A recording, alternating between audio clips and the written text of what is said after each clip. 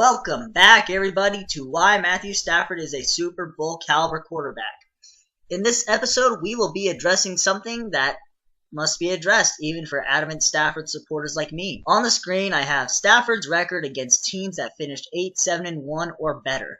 And we will be starting off in 2011 because Stafford was hurt in 2010 and he came into one of the worst situations when he was drafted. So the time frame we will be going over is from 2011 to 2018. His record against good teams is terrible. There's no other way to put it. It would make you believe that it's impossible to build a Super Bowl winner around this guy. We see that since 2011, Stafford is 7-49 against teams that had an 8-7-1 record or better. So before we really break down why his record is so bad, let's see how it stacks up to other quarterbacks. In particular, let's see how it stacks up with Aaron Rodgers, Andrew Luck, Drew Brees, and Russell Wilson. But before you see the records, I want you, the viewer, to take a wild guess as to who you think is going to have the best record against good teams. It almost surely has to be Aaron Rodgers, or at least Drew Brees, right? I would assume that you viewers would definitely have to have Aaron Rodgers and Drew Brees as top 5 quarterbacks at the bare minimum. So let's take a look. The quarterback with the best winning percentage against winning teams is probably going to come as a little bit of a surprise to you. Here are the records against winning teams for Russell Wilson, Andrew Luck, Aaron Rodgers, and Drew Brees. Be honest. Would any of you thought that Russell Wilson would be the one to have the best record against winning teams? I would have to think very few of you would. But check it out. These are all spectacular football players I've put on here. Every one of them except Russell Wilson has struggled to beat teams with winning records. Have they struggled as much as Stafford? No, they haven't. But every one of them has also had more help than Stafford, and that even includes Andrew Luck. You need to have a good team to beat a good team, and Stafford has very seldom had a good team. When I show how other aspects of each of these quarterbacks' teams performed, it's not going to be all that surprising to see why Wilson has the best record against the good teams. But before we do that, let's see how each quarterback performed individually. Now, before I go too more far in depth, I want to make a disclaimer that there is a chance for error throughout the rest of this video, because I went game by game, stat by stat for a lot of players, and there's a chance I made a miscalculation at some point. So if anyone actually does have an easier way of doing it, or knows of an easier way to do what I did without going game by game, stat by stat, please let me know. And also, if I did make an error, please let me know. But these numbers will still be accurate enough to paint the whole picture. Anyways, here are Stafford's stats against the teams with winning records. Are they as bad as you thought they'd be? Now, don't get me wrong, he hasn't performed amazing, but it's not like you can look at this and say he is the reason that the record is so bad. I laid out the years for each of his stats. I want you guys to notice that his best stats against these teams came with Scott Linehan from 2011 to 2013. Scott Linehan just might be the best offensive coordinator that Stafford has ever had. And how highly do any of you really think of him? I'll be breaking down Stafford's offensive coordinators and head coaches eventually in this series, but just let it sink in that the best offensive coordinator Stafford has ever had, he wasn't just let go by the Lions, he was let go by the Cowboys too. But now that we see how Stafford has performed, let's see how the other guys did. Here are the stats of the 4 quarterbacks that we will be using as our primary references in this episode. Stafford actually is averaging the most passing yards per game of every one of these quarterbacks except for Drew Brees.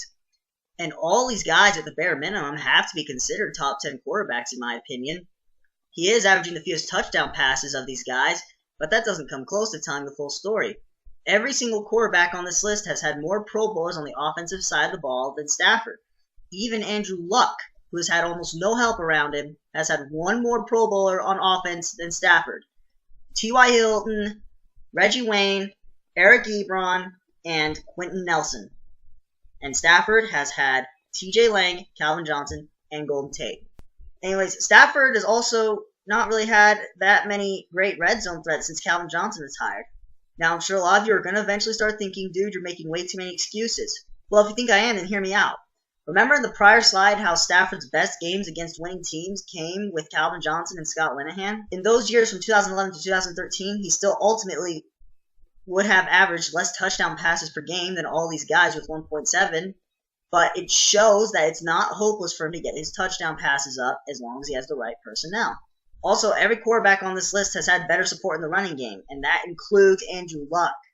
So the opposing defenses have been able to consistently key in on Stafford throwing more than Stafford handing it off. Marvin Jones has probably been the best Lions receiver since Megatron's retirement. So let me ask you this. Would you consider Marvin Jones a better go-to receiver than T.Y. Hilton, Jordy Nelson, Michael Thomas, or Jimmy Graham? I would find it hard to believe that you viewers would.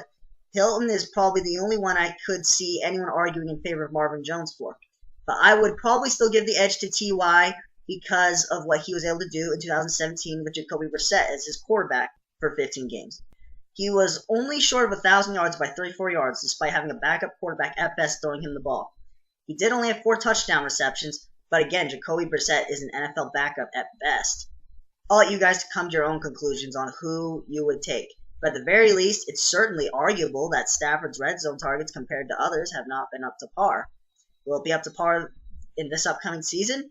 We're going to need it to be. Also, passing yards are not as important as touchdowns, but yards lead to touchdowns. Think of the AFC Championship game with the Patriots and the Chiefs. Tom Brady only had 1 touchdown pass in that game, but he had a bunch of yards, and all those yards led to touchdowns. They led to rushing touchdowns. So, yards are important, and they lead to scoring. Have Stafford's yards led to scoring? Not really. But he's also had no running game, really. We'll get to that eventually. But anyways, now I've explained all that. Look at Russell Wilson. Between Aaron Rodgers, Drew Brees, Andrew Luck, and Matthew Stafford, he is averaging the fewest passing yards per game against winning teams by a pretty wide margin. How is it possible that he is averaging the fewest passing yards per game, yet has the best winning percentage against winning teams of these quarterbacks? The answer is going to become very obvious in just a moment. Now that we've seen individual performances, let's see how the Lions' defense and running game performed in these games. Here's how many points per game Stafford's defenses have given up and how many rushing yards per game he got out of his running game. Well, his supporting cast in these games has been almost non-existent.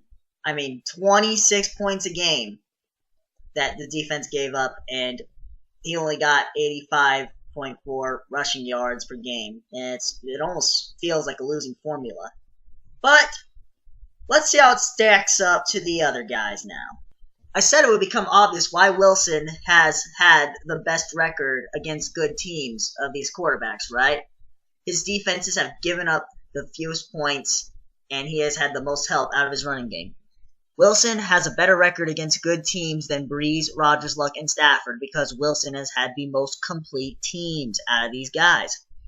Of the quarterbacks I've used, Stafford has had the worst running game by a wide margin, and Russell Wilson has had the best running game by a wide margin. Wilson has also had the best defenses by a wide margin. The only quarterback that has gotten less defensive support is Andrew Luck. But at least he was getting more help out of his running game. Isn't that a little surprising that even Andrew Luck, who has had no help, has still had a better running game against the good teams than Stafford? And it wasn't a little more, it was a lot more. So for those of you viewing this video, let me just ask you, Stafford's record against teams with winning records is bad, but how is he supposed to win when his defenses were getting torched and his running game was getting shut down? Giving up 26 points per game and rushing for less than 90 yards per game is the perfect formula for losing. It's hard enough when you're getting no help from one aspect of your team, but to not get help from 2 aspects of your team, it's not good. Brees, Rodgers, and Luck weren't getting much help on the defensive side of the ball, but at least their running game was giving them something. Unless Stafford was throwing for like 350 yards and 4 touchdowns in these games, the Lions were not going to win. And if you think that's a fair type of burden to put on Stafford, then so be it. So I want to just show you guys just how this formula that Stafford has been given equates exactly with losing really fast. I'm going to show you the records of teams. So a team versus a team that finished with a winning record when they gave up 20 or more points, not 26, 20 or more points, and rushed for less than 92 yards, or 92 yards or less. Well, isn't it just wonderful? Stafford's just not a winner. It doesn't matter that he's gotten close to zero help on defense and close to zero help from the running game, but he's such a problem on the Lions. He's the reason for all of the team's problems since he got drafted. Oh wait, there's literally not a single quarterback that has a winning record against good teams when the defense gives up 20 points and the team rushes for 92 or less yards. And I didn't need to go game by game and stat by stat to find these numbers, so you can believe these records when you see them. It takes a lot more than having a good quarterback, which Stafford is, to beat a good team. You need a good team to beat a good team, not just a good quarterback. I hope you all, at the very least, see at this point that there is not a single quarterback that would be able to consistently win against good teams with the lack of help that Stafford has been given. Like I said earlier, it's hard enough to win when you're not getting help from one phase of your team, but it's almost impossible when you're not getting help from two. Well, I think that'll be all for this episode. I hope you all enjoyed, and I hope you all understand at this point that you need help to win, not just games. Like, you need help to win games, and you especially need help to win a championship. Yeah, thank you all for watching again. I hope you enjoyed. Stay tuned for part 7, in which I do believe it will be me breaking down Stafford's coaches and offensive coordinators. Thank you all again for watching.